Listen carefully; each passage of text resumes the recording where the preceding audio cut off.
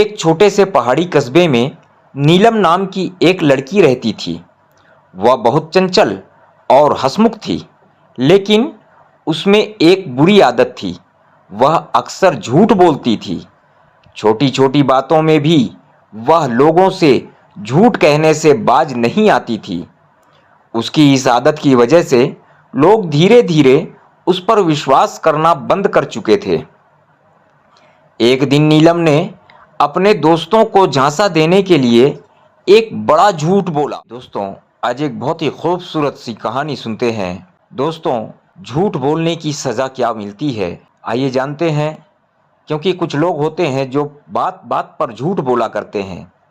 आइए, इसकी सज़ा क्या होती है झूठ बोलने की, आइए हम इस कहानी से जानते हैं। एक छोटे से पहाड़ी कस्बे में नीलम नाम की एक लड़की रहती थी। वह बहुत चंचल और हंसमुख थी, लेकिन उसमें एक बुरी आदत थी। वह अक्सर झूठ बोलती थी। छोटी छोटी बातों में भी वह लोगों से झूठ कहने से बाज नहीं आती थी। उसकी इस आदत की वजह से लोग धीरे धीरे उस पर विश्वास करना बंद कर चुके थे। एक दिन नीलम ने अपने दोस्तों को झांसा देने के लिए एक बड़ा झूठ बोला।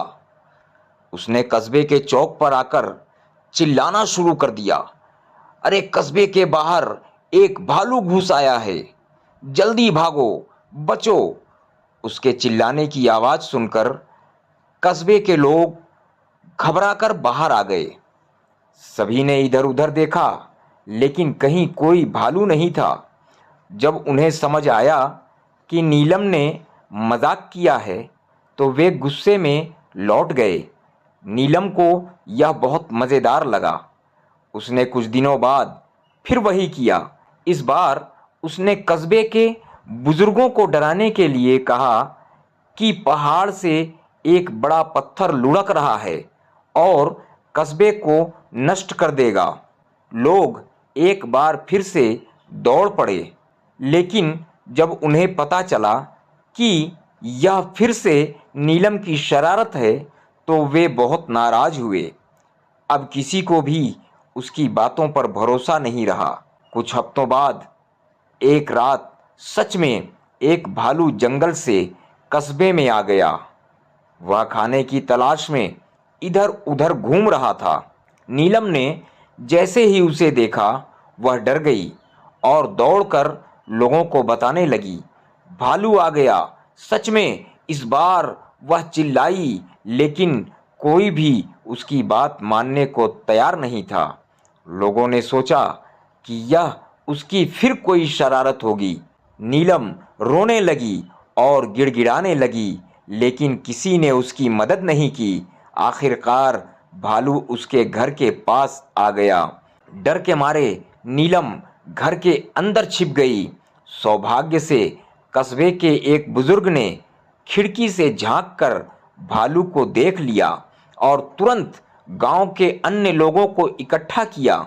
सबने मिलकर मशालें जलाई और ढोल बजाकर भालू को जंगल की ओर भगाया। नीलम ने उस दिन अपनी गलती को महसूस किया। उसने सभी से माफ़ी मांगी और वादा किया कि अब कभी झूठ नहीं बोलेगी।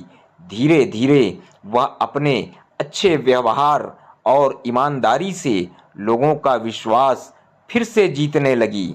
तो देखा दोस्तों आपने कि झूठ बोलने की सज़ा क्या होती है।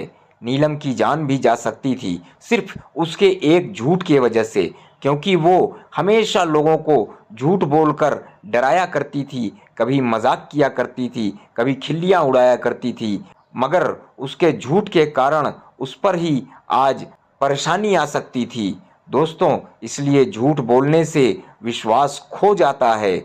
आप झूठ बोलेंगे, आप किसी के विश्वास पात्र नहीं रहेंगे। झूठ बोलने से विश्वास खो जाता है और जब सच बोलने की ज़रूरत होती है, तब कोई यकीन नहीं करता। ईमानदारी ही वह गुण है जो लोगों के दिलों में सम्मान बनाए रखती है।